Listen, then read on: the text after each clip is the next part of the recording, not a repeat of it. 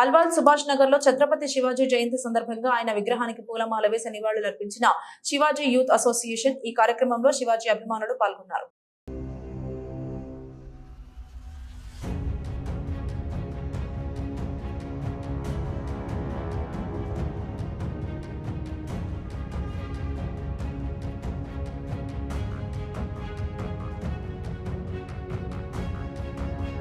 जय शिवाजी, जय शिवाजी, जय भवानी,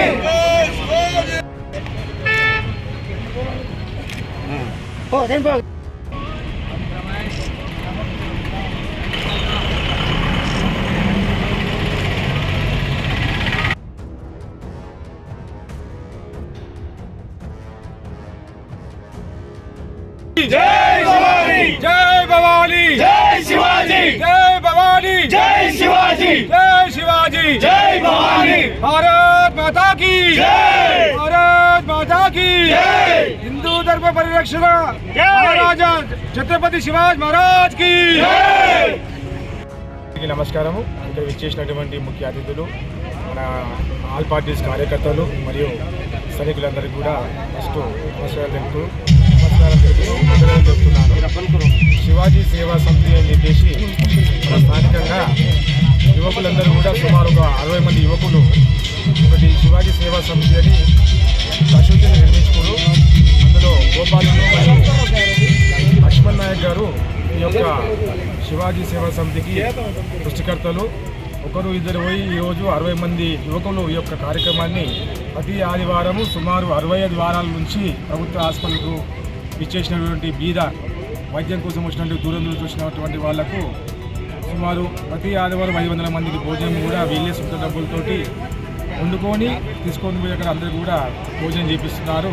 మేము ఎంతో గర్వపడుతున్నాము. ఎందుకంటే ఈ యొక్క శివాజీ సేవా సమితి అనేది మా దగ్గర నుంచి స్టార్ట్ అయ్యింది, చాలా మందికి ఉపయోగపడుతుంది.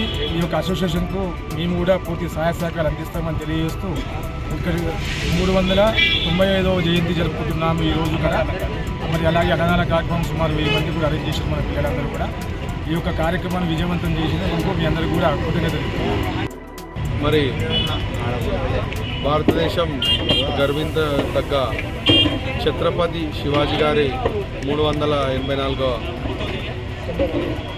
పుట్టినరోజు సందర్భంగా మరి ఈరోజు అల్వాల్లోని యువకులందరూ కూడా మరి ఇక్కడ ఇంద్రనగర్లో గొప్పగా జరుపుకుంటూ ఉన్నారు. మరి రాబోయే రోజుల్లో కూడా వారి యొక్క ఛత్రపతి శివాజీ గారి యొక్క ఆశయాలను నెరవేరుస్తూ మరి ఒక గొప్ప హిందూవాదిగా తను ఉండే మరి భారతదేశం కూడా తీర్చిదగ్గ వ్యక్తి. అలాంటి వ్యక్తి యొక్క ఆశయాలను నెరవేరుస్తామని, ఆయన అడుగుజాడలు నడుస్తామని తెలియజేస్తూ ఈ అవకాశం ఇచ్చిన అందరికీ కూడా నా యొక్క కృతజ్ఞతలు.